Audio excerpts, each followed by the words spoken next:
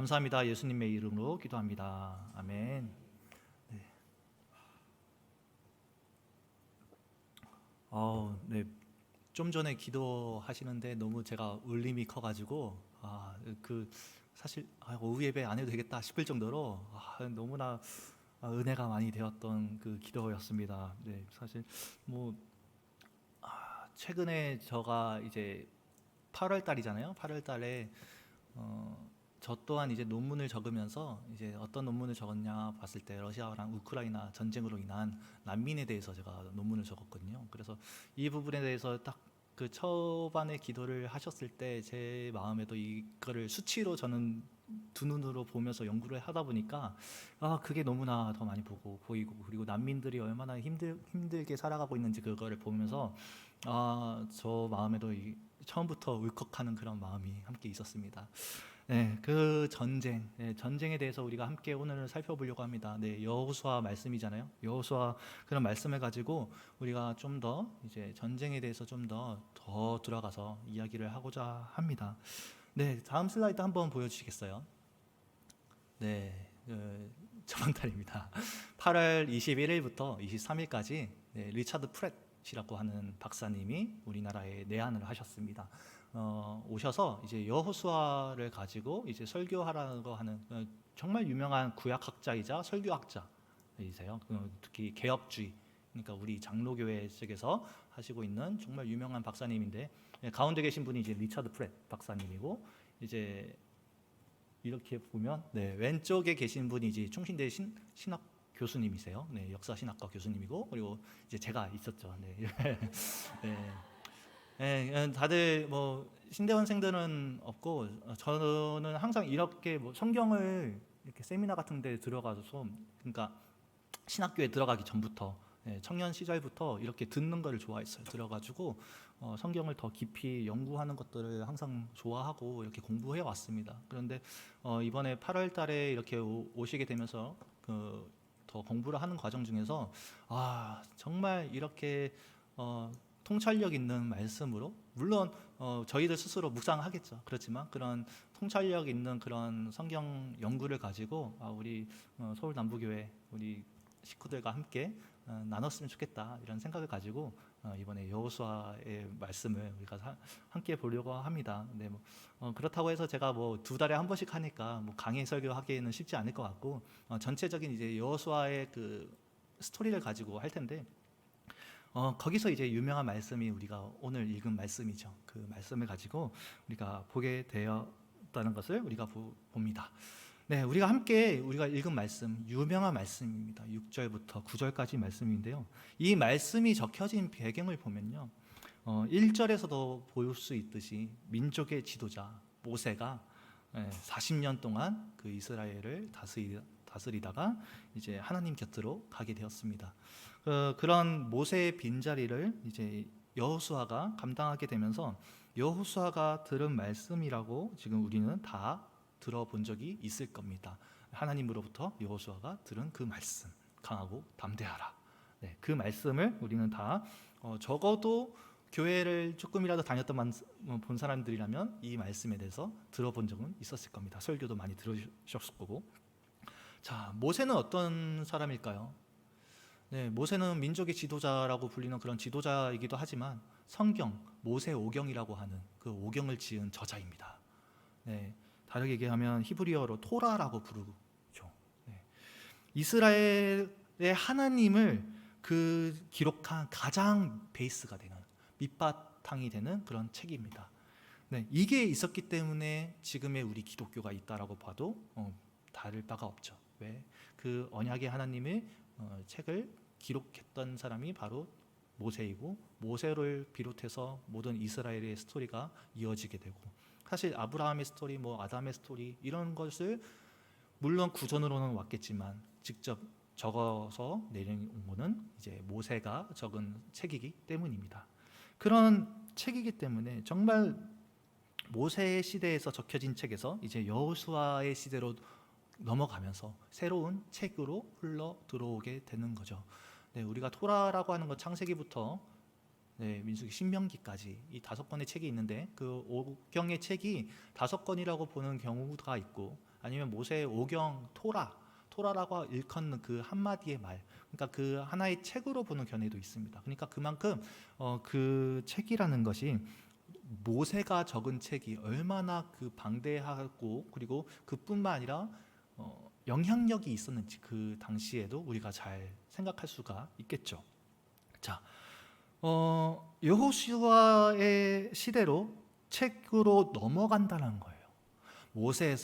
모세가 기록한 책에서 이제 여호수아라고 하는 그 한 인물의 초점으로 두는 그 책으로 이제 넘어가게 되면서 1장이 시작이 됩니다. 그 여호수아로 넘어간다는 것은 결국은 어떤 의미가 있는지 우리가 좀 생각해 볼 필요가 있겠습니다. 자, 아담부터 해볼게요. 아담부터 시작해서 정말 창창한 인물들이 많습니다. 노아라던가 아니면 믿음의 조상 우리 아브라함, 그렇죠? 그리고 아브라함의 하나님, 이삭의 하나님, 야곱의 하나님, 그리고 요셉까지 이르기까지 그런 출중하고 정말 창창한 인물들이 많이 있습니다. 그리고 그 요셉이 일어나서 그리고 출애굽으로 이어지는 그 모세까지 창세기의 배경은 정말로 많은 인물들이 적혀져 있고 그리고 많은 스토리들이 적혀져 있습니다. 그렇게 있고 그 다음에 출애굽을 하고 나서 여호수아의 이후의 세대를 또 보면요, 사사기라든지 아니면 열왕기, 뭐 역대서, 뭐 사무엘, 뭐 이런 것처럼 또 다른 역사서로 스토리가 또 이어지게 됩니다. 그런데 여호수아라는 것을 지금 봤을 때 여호수아의 스토리 그걸 보면요, 여호수아 한 인물의 어떻게 보면 모세가 죽고 난 다음에 지도자가 된 이후로부터 죽을 때까지의 그 스토리가 쭉 이어져 온다는 겁니다.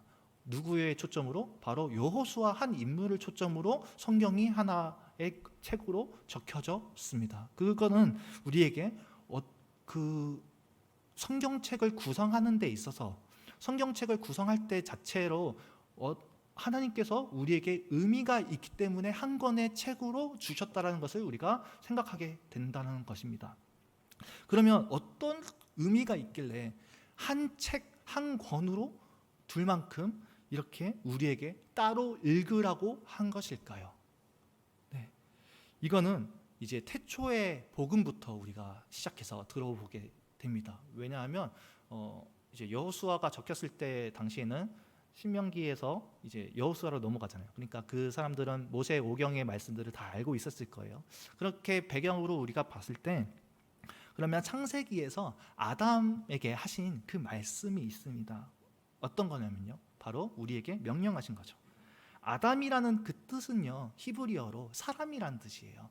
그러니까 아담 자체가 우리 하나의 인물이기도 하지만 사람의 대표성으로서 그냥 사람이라는 뜻을 갖고 있습니다.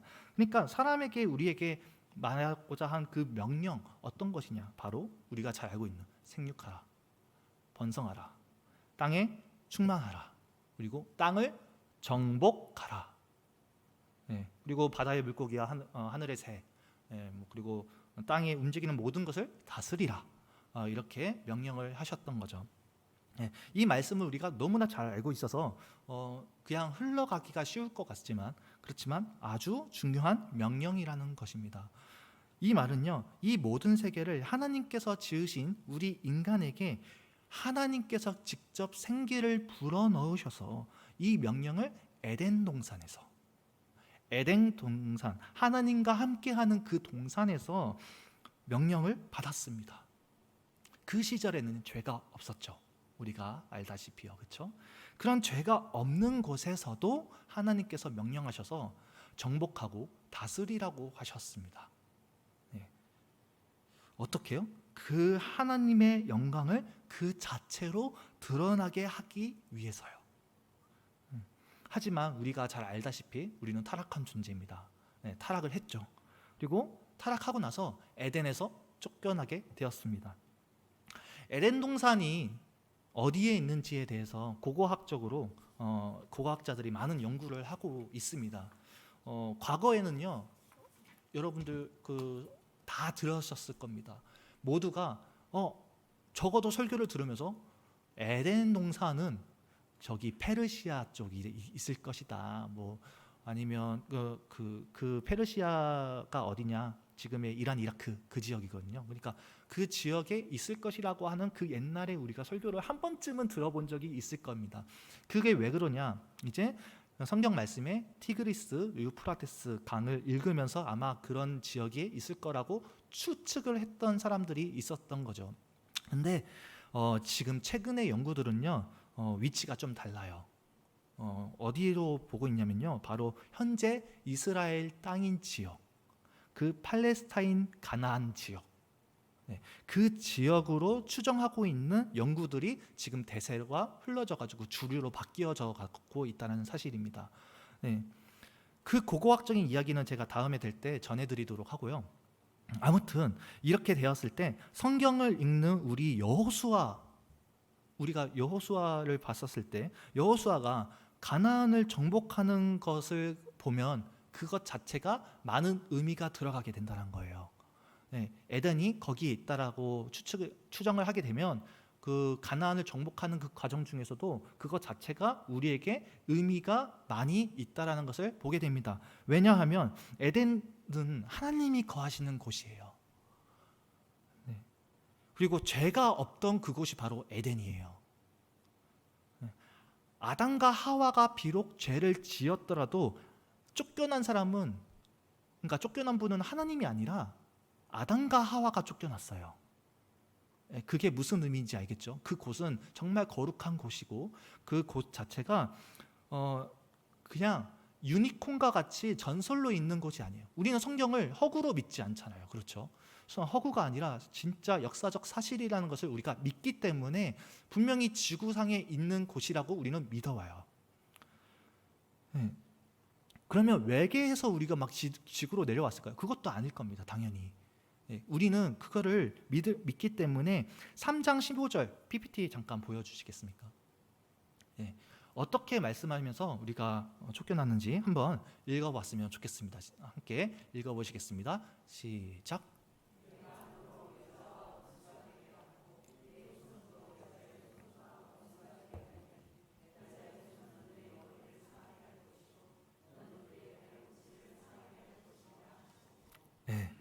아담과 하와가 이제 쫓겨날 때도 당연히 지구에서 살고 있었고요. 이렇게 쫓겨날 때 어떻게 얘기하면서 이제 쫓겨나게 되냐면 바로 이 말씀이죠. 하나님께서는 뱀의 후손과 여자의 후손 사이에서 전쟁이 일어난다는 것을 선언을 하세요. 그러니까 전쟁의 시작이 마치 사탄이 시작해서 한 것도 아니고 인간이 시작한 것도 아니고 하나님께서 그거를 선언을 하세요. 너희들 전쟁 있을 거야. 이 말씀이 무슨 말인지 알죠? 그러니까 우리가 생각하고 있는 것은 좀 생각을 버려야 할 게 뭐냐면 영적인 전쟁 이렇게 했을 때 사탄과 하나님이 전쟁하는 것이 아닙니다. 사단은 하나님께 대적을 할 수가 없어요. 그렇게 할 수도 없는 존재예요. 전쟁을 하고 있는 대상은 우리 인간들과 사탄, 악과 우리가 전쟁을 하고 있다는 사실을 하나님께서 선포하셨습니다. 이거를 우리가 기억을 하고 보면 좋을 것 같아요. 자, 그렇게 되었는데요. 그러고 나서 전쟁을 시작하면서 그러면 뱀의 후손, 그런 뱀의 후손들이 어디에 먼저 중요한 고지를 먼저 차지하게 되는 거죠. 이 세상을. 그 중 하나가 바로 에덴이라고 우리가 추정할 수 있는 겁니다. 에덴이 있던 지역. 에덴 동산은 없어졌으니까 이제 에덴이 있던 지역. 그러니까 다른 이방인들이 그 팔레스타인 지역들을 이제 뿌리를 내리고 살아가고 있었던 것입니다. 그렇게 물론 노아 시대 때 홍수로 한번 휩쓸어요. 휩쓸고 환경도 바뀌고 막 그렇게 되지만 노아의 후손들도 결국은 죄가 만연해서 그 에덴의 죄악이 가득한 그 민족들이 자리를 잡아서 있었고요. 터전을 이루고 있었고요. 그리고 그곳에 아브라함을 택해서 이제 그 민족을 가나안에 가서 정복하고 다스리도록 전쟁을 하도록 이제 시작을 하셨던 거죠. 그게 이제 창세기의 스토리잖아요. 그렇지만 아브라함의 때는 아니라고 하나님께서 또 이야기를 하고 계십니다. 전쟁은 분명히 아브라함을 택해서 아브라함이 택한 그 민족에게 하도록 했지만 그렇지만 지금은 아니야. 아브라함 너는 아니야 라고 이야기를 하고 있습니다. 그게 바로 창세기 15장 13절에서 16절의 말씀인데 다음 PPT로 보여주겠습니다. 13절과 16절만 잠깐 읽어보도록 하겠습니다. 시작.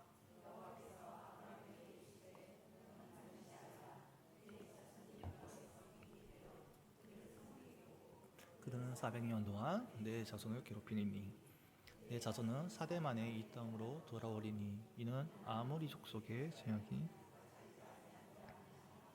네. 자, 아브라함의 자손 요셉 시대죠, 그렇죠? 요셉 시대 때 객이 되어서 손님이 되어서 이집트로 실제로 400년 동안 가게 되었고요. 그리고 수많은 재물들과 인구들을 데리고 나와서 이제 정복할 거라고 직접 말씀하셨습니다.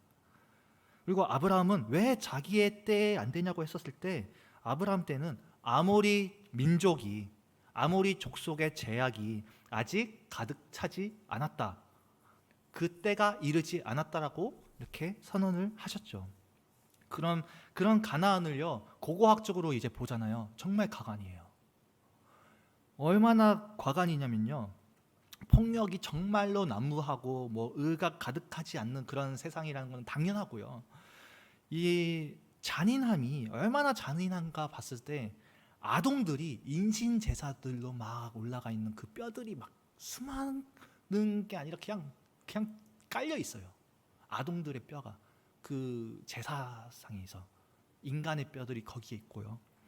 그리고요. 성적으로 너무나 문란한 것들이 있는데 집단 선교가 이루어지고 있어요.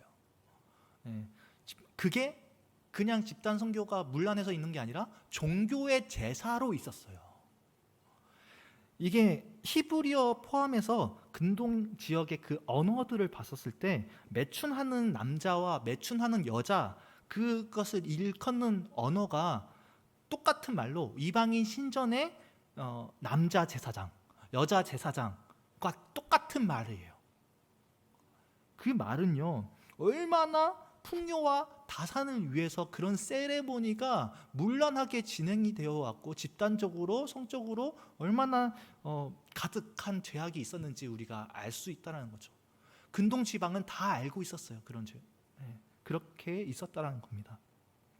그런 죄악이 가득한 곳 에덴에서 거룩한 에덴에서 죄악이 가득한 곳으로 바뀌어 버리니 하나님께서는요 그런 거룩한 땅을 다시 바꾸시려고 가나안 족속들을 이제 심판하려 그냥 한다는 게 아니라 거룩한 곳으로 다시 바꾸려고 그 토대로 이제 거룩함을 토대로 다스리도록 하기 위해서 그래서 이 사람들을 진멸케 한 것입니다. 그리고 그 정복이 온전하게 될 때 다윗과 솔로몬의 시대처럼 정말로 온 나라가 하나님의 영광을 보고 스스로 찾아와서 하나님께 경배하는 그런 모습들이 원하시고 있었다는 거죠. 시편 72편을 보시면 그것을 정말로 더 상세하게 묘사가 되어 있는데요. 특별히 제가 8절과 10절만 준비해서 보여드리겠습니다. 자, 8절과 10절입니다. 함께 읽겠습니다. 시작.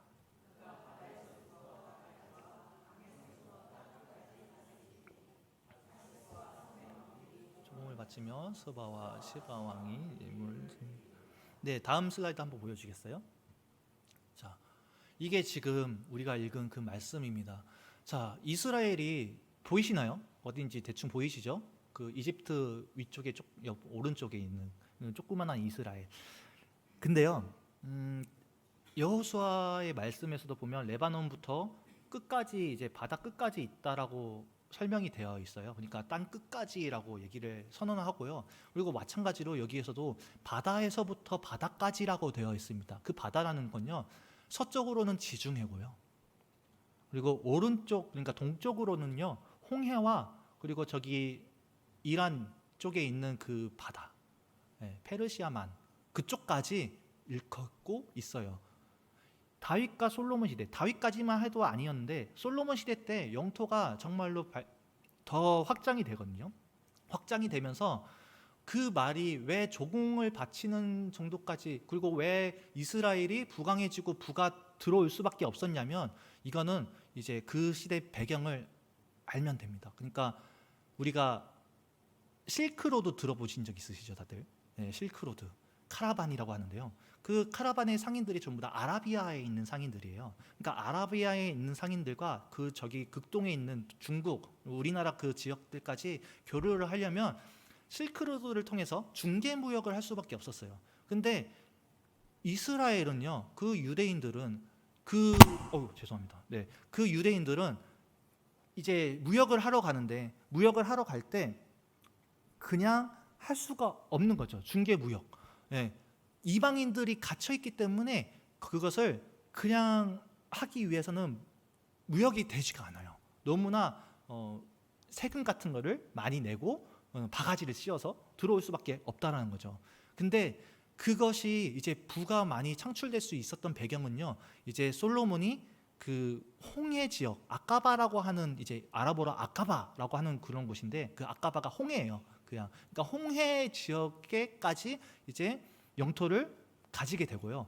막강한 해군이 갖게 됩니다. 그래서 해적들이 너무 많아서 그렇게 하지도 못하는 것들도 바다를 지배하게 돼요. 솔로몬이.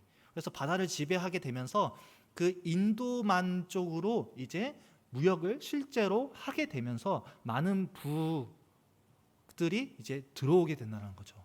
그런 부와 하나님의 영광이 모든 것들이 모두 이스라엘 다윗과 솔로몬 시대 때 보게 되고 마찬가지로 그 다시스와 섬에 있는 그 왕들이 조공을 바치기까지. 다시스는 어디 있는지 우리가 신약 시대 때 들어본 적 있잖아요, 그렇죠? 그런 왕들이 조공을 바치면서 그런 예물을 드릴 수 있다라는 것은 그때 그 막강할 뿐만 아니라 그때 교통을 이스라엘 위주로 돌아갔다라는 것을 우리가 알 수 있는 것입니다.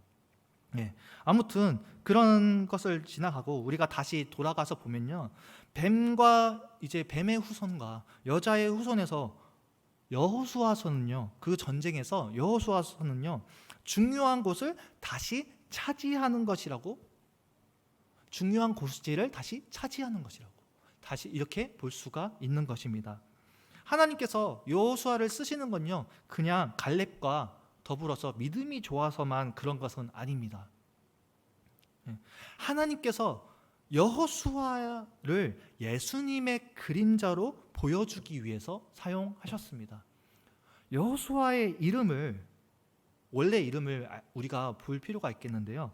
민수기 13장 16절입니다. 다음 슬라이드 함께. 민수기 13장 16절. 없습니까? 네, 잠깐 제가 그거를 보시면 그냥 대충 그 말입니다. 여호수아의 원래 이름은요 호세아입니다.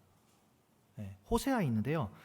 그 눈의 아들 호세아를 모세가 여호수아라고 이름을 붙여요. 그러니까 모세가 만들어준 별칭이에요. 원래 이름이 아니라. 그러니까 그 뜻을 왜 별칭으로 붙였냐? 여호와께서 구원하실 것이다 라고 하는 그 뜻으로 이제 별칭을 붙입니다. 왜? 여호수아가 이스라엘을 그들의 원수로부터 건져내고 그리고 가나안 땅을 정복해서 승리를 쟁취하기 때문이죠. 이게 바로 예수님이라고 부르는, 그러니까 예호수아라고 하거든요. 예호슈아.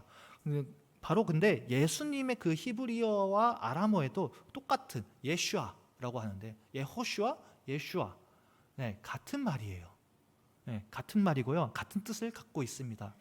여호수아와 예수님의 이름에서 알 수 있듯이 예수님도 믿으면 그를 믿는 자마다 여호와께서 모든 악으로부터 건져내시고 영광스러운 승리로 이끄실 것입니다. 여러분 모두 믿습니까? 아멘? 네. 그러면 옆분에게 잠깐 축복하면서 얘기했으면 좋겠습니다. 여호와께서 우리를 구원해 주셨습니다. 네. 그 뜻을 따라 악을 정복해 나갈 것입니다. 제가 한 번쯤 이렇게 인사하라고 하는 거는 졸 때쯤 되겠다 싶어서 아직 조시는 분은 없지만 제가 조곤조곤하게 오늘따라 더 하고 있잖아요. 그래서 그렇게 해봤고요. 자, 다시 돌아볼게요. 자, 그러면 이쯤 되면요, 우리가 전쟁을 다시 생각해 보게 된다는 거죠.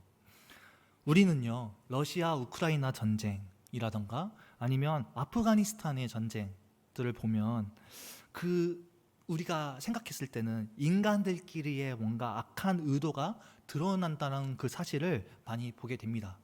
그렇죠. 그러나 여호수아에서 나오는 그 정복 전쟁은요, 혈과 육에 의한 전쟁이 아니라요, 능력의 전쟁이에요. 네, 왜냐하면 여자의 씨와 그리고 사탄의 씨가 세상 끝날 때까지 싸울 것이고요, 결국은 그 뱀이 파멸될 때까지 싸우게 될 것이라고 성경에서 나왔기 때문입니다. 그 방식을 하나님께서 정해주셨어요. 그리고요, 하나님께서 그렇게 이야기하시고 선포하셨기 때문에 그렇게 될 것입니다. 네, 로마서 16장 제가 19절에서 20절을 준비했는데요, 함께 볼까요? 함께 읽겠습니다. 시작.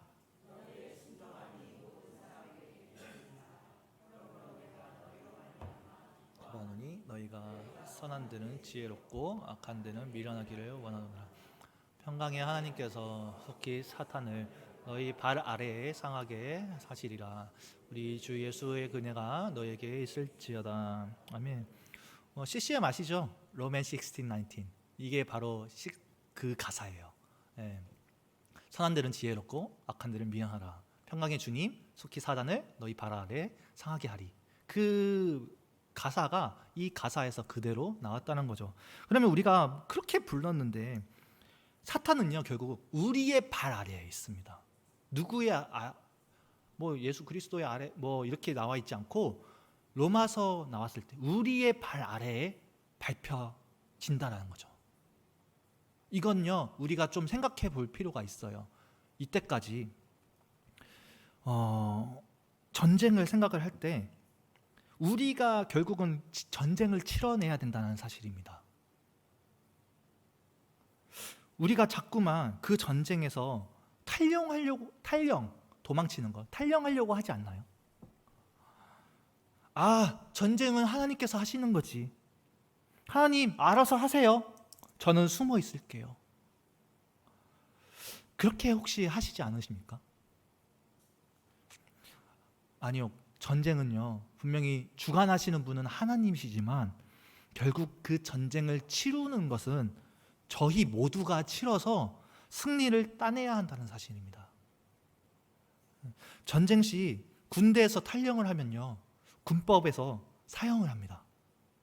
그렇게 하는 것처럼 마찬가지로 성경에서도 그렇게 사형된다는 것을 명백하게 보여주고 있어요.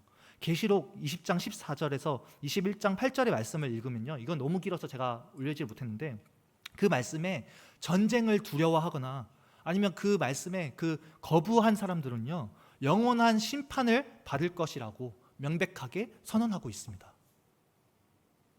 그러니까 여호수아는 그렇기 때문에 얼마나 이 전쟁이 중요한지 잘 알고 있습니다.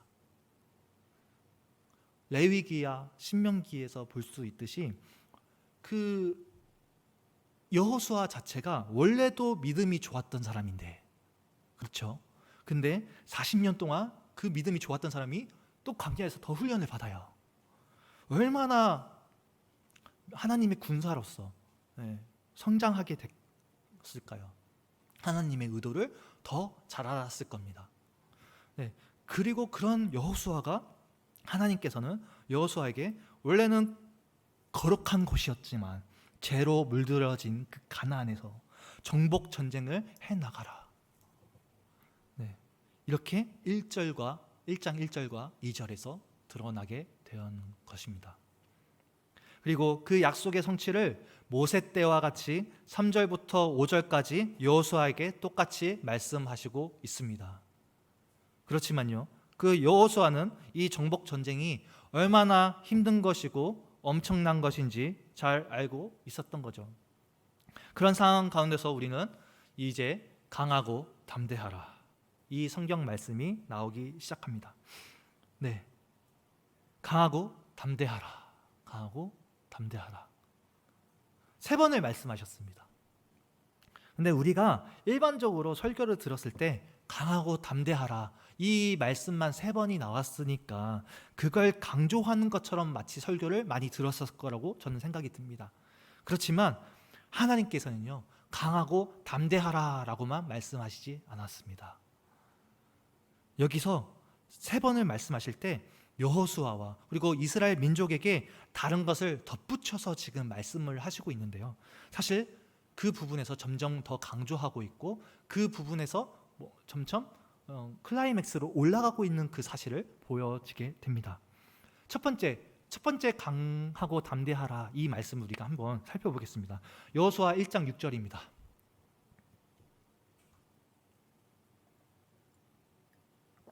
여호수아 1장 6절 함께 읽겠습니다. 시작.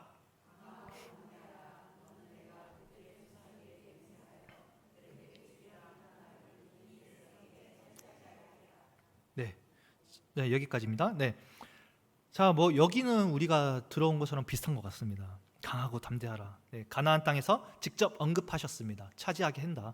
네, 전쟁의 주관은 나한테 달려 있으니 너는 넥백 믿고 강하고 담대해. 그러면 내가 이 땅을 차지하도록, 이 백성들에게 차지하도록 해줄게.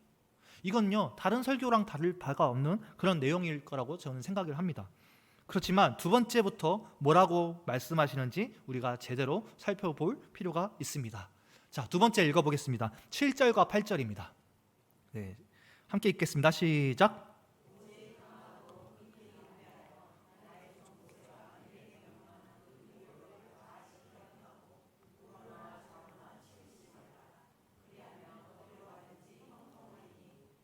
율법책을 내 입에서 떠나지 말게 하며 주야로 그것을 묵상하여 그 안에 기록한 대로 다 지켜 행하라. 그리하면 내 길이 평탄하게 될 것이며 내가 형통하리라. 네. 자, 첫 번째 그냥 강하고 강대하라, 여기에서 담대하라라고 한 것에서 이제 두 번째 강하고 담대하라고 할 때 그냥 강하고 담대한 것에서 오직이라는 말 붙이고 그리고 극히라고 하는 말을 붙여서 강조를 했습니다. 강하고 담대하라는 그 말도. 그런데 그 강조한 이유를요 살펴보면요, 율법을 다 지켜 행하라는 말과요, 그리고요 율법책을 떠나지 않도록 항상 묵상하라라고 나타납니다. 그러면 어디로 가든 형통하리라라고 말씀하시고 있습니다. 이건요 지금 전쟁 앞에 놓여지고 있는 그 여호수아의 앞에서 전쟁에 대한 것만 지금, 그러니까 가나안 전쟁에 있는 것만 말씀하지 않는 모습을 지금 하나님께서 보여주고 있습니다. 이건요 오히려 여호수아와 그 백성에게도 주어진 것이지만 결국은 이 책을 읽는 우리에게 더 말씀하시기 위해서 적혀져 있는 것입니다. 왜냐하면요 그 전쟁은요 계속하게 돼요. 예수님 오실 때까지 계속하게 될 텐데 그 싸움을 감당하기 위해서는요 결국은 성경이 답이다, 이것을 말씀하고 있는 겁니다. 서울 남부교회 우리 성도 여러분, 성경 말씀이 하나님의 말씀이고 권위가 있다라는 것을 정말로 믿으십니까? 장로교회니까 우리 당연하죠, 그렇죠? 그런데 말씀을 사랑하십니까? 말씀을 입에서 떠나지 않게 하라는 건요 끊임없이 읽고 암송하라는 의미인데 과연 우리는 그렇게 하고 있을까요? 여기서 아멘이 안 사라졌네요. 네. 네. 한번 생각해 보시기를 추천해 드립니다. 자, 세 번째 이제 강하고 담대하라라는 말씀으로 우리가 함께 보려고 합니다. 자, 9절의 말씀입니다. 9절 말씀 함께 읽어보겠습니다. 시작.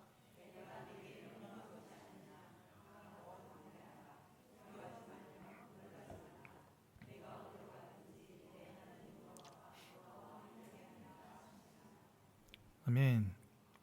자, 여기서 강하고 담대하라는 말이 또 수식어가 붙였습니다. 아까는 부사 정도였는데 이번에는 두려워하지 말며 놀라지 말라까지 나왔습니다. 그렇죠? 자, 여기서 그러면 강하고 담대하라는 말이 있기 전에 뭐라고 적혀져 있을까요? 내가 내게 명령한 것이 아니냐. 이 말씀에 우리는 주목할 필요가 있습니다. 내가 그 명령한 것이 아니냐라고 했었을 때 이게 강하고 담대하라라는 것을 명령한 게 아니에요. 문맥적으로 봤었을 때 9절에 적힌 그 너에게 명령한 것이 아니냐 이 말이 7절에 적혀져 있는 모세가 너에게 명령한 것과 같은 내용이라는 것, 그 사실을 우리가 볼 수 있어요. 모세가 너에게 명령한 것, 그게 뭐죠? 바로 성경, 말씀 가까이 하라. 이렇게 된다는 사실입니다. 또 말씀을 읽으라는 걸로 기결이 되는 건가? 하는 것처럼 진부하게 들리실 수도 있어요. 근데 성경 말씀에서 결국 결론으로 도출하는 내용이 이거예요. 이것은요, 너무나 명백한 진리예요. 오히려 그 진리대로 설교하지 않고 강하고 담대하는 말씀에 그 주목을 두면서 위로하는 말로 다독이는 건요, 오히려 우리에게 독이 될 수가 있어요. 물론 위로가 되는 말씀이 있죠.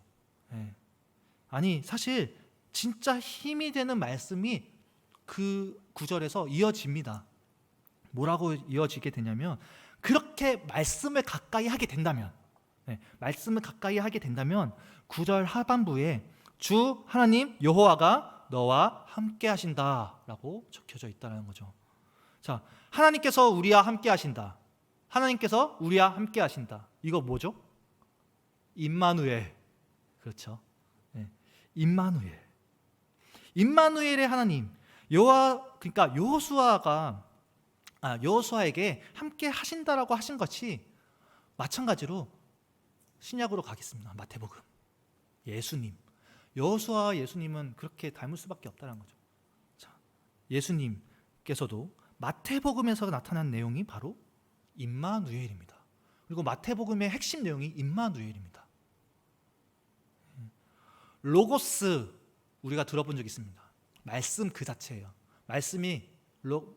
태초에 말씀이 계셨고 그 말씀은 하나님이시고 그 말씀이 성육신 하신 그 예수님, 말씀은 예수님이란 말이죠. 그 말씀이신 예수님과 함께 가까이 한다는 것은요, 결국 임마누엘 하나님과 함께 하신다는 내용이 지금 여호수아 안에서도 지금 내용에 담겨져 있는 것입니다. 이렇게 녹아져 있고요. 결국 그런 그리스도께서 진정한 여자의 후손이 되셔서요, 모든 원수를 발 아래에 두실 것이라는 것이 여기서 드러나게 된다는 거죠.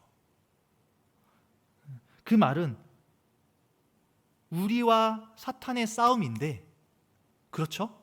우리와 사탄이 싸움이고 하나님은 심판으로서 주관하시잖아요. 근데 그 심판자가 편파하고 있어요. 편파 판정을. 심판자가 지금 인간 편에서 하신다는 거예요. 결국은 하나님께서 우리 편이 되어서 싸우시겠다라는 의미이기 때문에 심판이 편파 판정하면 어떻게 되죠? 그 편파한 곳이 이겨요. 아시죠? 늘 전쟁에서 우리가 생각해야 되는 것은 우리가 약해 보이지만 편파 판정을 하기 때문에 하나님과 함께 하신다는 그 자체를 우리가 의존해야 돼요. 내 힘으로 하는 것이 아니라 하나님과 함께 하신다는 그 자체, 임마누엘 하나님이라는 것을 그 함께 의존하는 것, 그것이 먼저라는 거죠. 그랬을 때 미국과 같아 보이는 그런 여리고도 무너뜨릴 수 있는 거고요. 또 반대로 봤었을 때 정말 눈에 보잘것없는 아이성 첫 번째 전투에서는 반대로 패배하는 것과 같은 결과가 나오기도 합니다. 아이성은요, 하나님께 의존하지 않았기 때문에 졌습니다. 그리고 또 두 번째로 진 이유는요, 이스라엘 공동체 모두가 전쟁에 참석하지 않았기 때문에 졌습니다. 이거를 가지고 우리의 상황으로 돌아볼게요. 우리는 여전히 전쟁 상태예요. 우리는 지금 전쟁 속에서 교회를 통해서 전쟁을 하고 있어요. 주님께서는요, 교회를 세상과 전쟁하도록 하셨는데 이 전쟁에 우리는, 교회인 우리는 모두가 전쟁에 참석해야만 합니다. 그러지 않으면요, 누구는 참석하고 누구는 참석하지 않는 그 상황이 지금의 현대 교회의 모습과, 저는 이걸 보면서 너무 가슴이 아프더라고요. 아이성 하나도 전력이, 전 지파가 다 같이 싸워서 이겨나가는 건데, 그것이 정복인데 자꾸만 대표 선수를 뽑아요. 자꾸만 너가 해, 내가 하는 건 아니야, 이렇게 생각해요. 그 사실이 얼마나 우리에게 교회가, 오늘날 교회가 힘을 잃게 만드는 것이 않았나. 그 힘이라는 것이, 제가 말하고자 하는 힘은 지배자의 그 힘이 말하는 게 아니라 그리스도의 향기로서의 그 힘, 그것을 잃게 만들었던 것이 아닌가 우리는 보게 됩니다. 전쟁의 끝은 당연히 우리의 승리겠어요. 승리가 맞아요. 근데 아이성의 그 교훈을 보면요, 우리는 조그마한 전투에서 계속 걸려서 넘어질 수밖에 없어요. 모두 참석하지 않으면. 무엇보다 말씀을 가까이 하지 않는 그런 작금의 현실 속에서 우리는요, 서울 남부교회는요, 우리가 어떻게 움직여 나아가야 하나 고민해 볼 시점인 것 같습니다. 우리의 눈은 전 세계를 봐야 합니다. 시편 72편에 드러난 그 모습처럼요, 모든 세상이 주의 영광을 보고 경배하는 그 모습을 시편 기자가 본 것처럼 우리도 교회의 규모가 중요한 게 아니라 이 조그마한 교회가 전 세계를 정복할 수 있는 그 전쟁에 베테랑이 될 수 있다고 저는 봅니다. 그 중심은 바로 여호수아서 1장 6절에서 9절을 향하는 그 말씀을, 얼마나 그 말씀을 가까이 하는가, 이것에 따라서 우리의 다음은 달라지리라고 저는 생각합니다. 다음을 향하여, 내일을 향하여 우리에게 주어진 그 전쟁을 잘 감당할 수 있도록 기도하면 좋겠습니다. 굳건한 우리 서울 남부교회가 되도록 기도합시다. 여기까지 말씀을 마치겠습니다. 함께 기도하시겠습니다. 하나님 아버지, 감사합니다. 여호수아서의 전반적인 그 말씀을 우리가 1장을 중심으로 살펴봤습니다. 주님, 우리가 하는 정복 전쟁, 우리에게 맡겨주신 그 정복 전쟁, 하나님께서 그 영광으로 다시 거룩함으로 일깨워 주신 그 정복 전쟁, 우리에게 명령하신 그 전쟁, 우리가 자꾸만 교만하여 게으르게 있지 않았는지, 나태하게 있지 않았는지, 태만하지 않았는지 돌아보게 됩니다. 주님, 그 믿음이 좋던 여호수아에게도 말씀을 가까이 하라라고 이야기하신 것, 이스라엘 민족에게만 말씀하신 것이 아니라 우리가 영적인 이스라엘로서 우리에게 똑같이 말씀하신 거라고 우리는 믿습니다. 그리고 이 말씀을 가까이 하여 우리에게 주어지신 그 전쟁의 사명을 잘 감당할 수 있는 그리스도의 군사가 되기를 소망합니다. 주님, 우리의 소명을 잃지 않게 하여 주시고 잊지 않게 하여 주시옵소서. 그리고 한 사람 한 사람 모두가 정말로 떠나지 않고 구원에 이르는 그런 영광으로 이르기를 소망합니다. 주님께서 늘 보호하여 주시고 이끌어 주시옵소서. 감사합니다. 예수님의 이름으로 기도합니다. 아멘.